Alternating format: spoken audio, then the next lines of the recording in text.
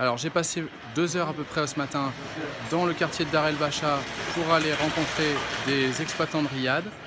Et la réalité, c'est qu'ils ne sont pas là. Bienvenue sur ma chaîne YouTube, je m'appelle Yann. On se trouve à Marrakech aujourd'hui. On va parler de l'acquisition, de la rénovation, de l'exploitation de maisons d'hôtes et de Riyad. Et on va aller interviewer des exploitants de Riyad, découvrir comment est-ce qu'ils ont fait, comment est-ce qu'ils y sont arrivés, leurs galères. Allez, c'est parti, on y va.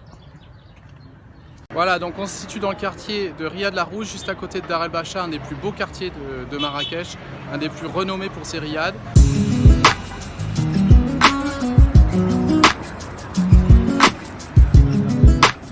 Ce qui est très sympa à Marrakech, c'est qu'il fait beau toute l'année. C'est une ville incroyable en termes d'histoire. Et il y a plein de petits cafés, de petits magasins, comme vous pouvez voir.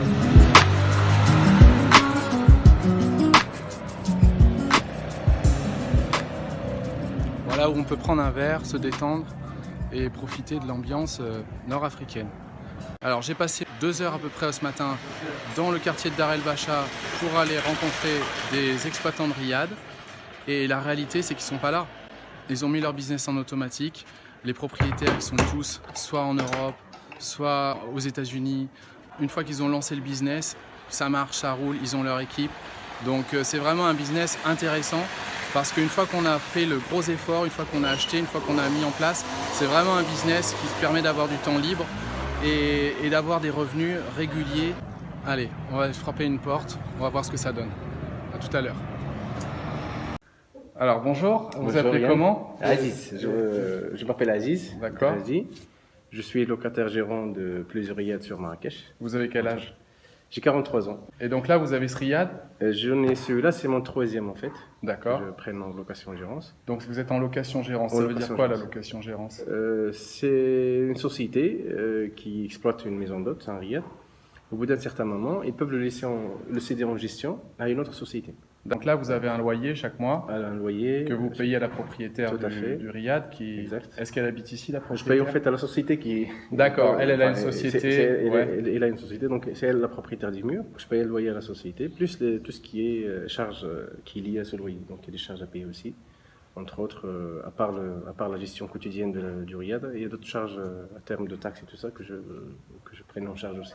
Et là, l'investissement au départ, ça représente combien pour obtenir ce contrat de location-gérance? Est-ce que vous avez dû donner de l'argent, plusieurs mois de loyer d'avance, une caution, une garantie Tout ça dépend de la qualité du produit, de la qualité du riad. Ouais. Si c'est un riad qui est tout neuf, donc il y a toujours une caution à payer. D'accord. Les cautions, des fois, ça peut aller jusqu'à 1 an de loyer en avance. D'accord. C'est en fonction du contenu en fait du riad.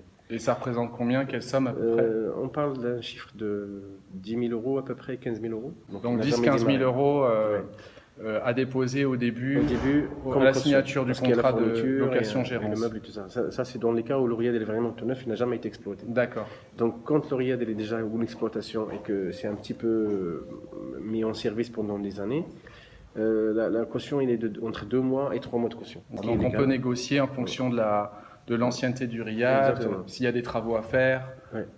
Est-ce que vous avez eu des travaux à faire? Oui, j'en ai fait quelques-uns, mais il reste encore très peu de travaux à faire, sur la terrasse notamment et sur le patio aussi. Donc ça, c'est un arrangement entre le locataire gérant et le propriétaire. Donc ils se mettent à table et ils se disent, voilà, il faut faire tel investissement. Ouais. Donc ils font faire un devis, le locataire ou le propriétaire fait faire un devis. Donc soit c'est le locataire qui avance l'argent des travaux et du loyer, soit c'est le propriétaire qui s'en occupe directement sans toucher le loyer.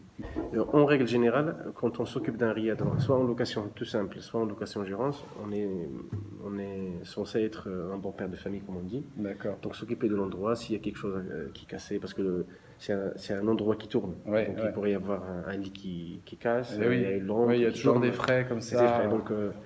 Donc il faut toujours prévenir s'il y a des gros travaux au propriétaire que voilà, il y a tel travaux lourds, comme on dit, qui doivent être faits. Et puis ça reste une négociation entre le locataire et le propriétaire. Et qu'est-ce que ce serait le conseil que vous pourriez donner à quelqu'un qui veut se lancer dans l'aventure? Le conseil que je peux donner, c'est de marcher sur des pas sûrs. Ça veut dire commencer du solide. des relations. Donc ça veut dire bien gérer son contrat de, voilà, exactement, son contrat, négocier de gestion. son contrat de gestion, s'occuper de tous les détails. Il faut qu'il soit accompagné quand même par un expert. D'accord. Un expert soit en la matière, soit un expert comptable. Évidemment, il faut maîtriser ses charges. D'accord. Il faut maîtriser les dépenses. Donc les charges, ça va être l'eau, l'électricité. L'eau, l'électricité, la nourriture. Les employés. Souvent le système de petit déjeuner compris, donc c'est un bed and breakfast. Donc il y a les lits plus le petit déjeuner. Donc les charges que nous avons, c'est surtout les produits de ménage, la lessive pour les draps et tout ça. Si on fait en interne ou en externe. D'accord. Oui, parce qu'on peut prendre une société de blanchisserie. Par exemple, qui va nettoyer qui va permettre de nettoyer et de remettre au riad propre et tout. Vous avez combien de chambres ici? Alors j'en ai 6, dont une suite, donc une grande suite. Et 5 chambres standards. Et est-ce qu'on peut parler chiffres un petit peu? C'est quoi à peu près? Combien est-ce que vous arrivez à dégager à peu près par mois avec 1 500 € jusqu'à 3 000 € de net à peu près. D'accord. Donc ça vaut le coup quand même. Ça vaut la peine. Bon, la personne qui va se lancer dans l'aventure, il aura un bon salaire. Et là, vous avez d'autres riads en location-gérance? Exactement. J'en ai 2 autres. Un en location tout simple, où j'ai le fonds de commerce. Ça, c'est un autre procédé. C'est pas le même procédé que celui-là. Vous allouez un fonds de commerce. Un fonds de commerce, voilà. Et vous avez rénové, créé la maison d'hôte en quelque sorte. C'est à ma charge. Tous les travaux mais bien sûr, je préviens. D'accord. Quand il y a des aléas, par exemple, du tourisme, comme entre autres, il y a le Covid, il y a le tremblement et tout ça, on prévient, on s'est dit, voilà, maintenant, il y a un arrêt total ou provisoire du travail. Donc, ça veut comment dire... on fait pour le loyer? C'est ça. D'une manière générale, il faut toujours avoir une bonne communication avec les propriétaires. D'accord. Puis comme ça, les choses sont claires du début jusqu'à la fin. Et comment est-ce que vous avez commencé cette aventure? C'est un domaine qui me passionne, c'est un secteur qui me passionne depuis toujours. D'ailleurs, j'ai étudié avant d'y travailler, donc j'ai fait mes études ici. Après avoir fait une licence en droit, donc je me suis lancé dans le tourisme parce qu'il y avait une formation en tourisme à l'époque de DESS. Et après, juste après la formation, j'étais passionné par le patrimoine. Et j'ai toujours aimé mettre ces maisons au service de la clientèle. Donc vous avez commencé par une première maison. Une première maison. Puis ensuite une deuxième. Et maintenant c'est une troisième. Et une troisième, d'accord. On verra. Voilà, donc on vient juste d'interviewer Aziz, qui est exploitant de riad et de maisons d'hôtes. Il en a 3 à son actif.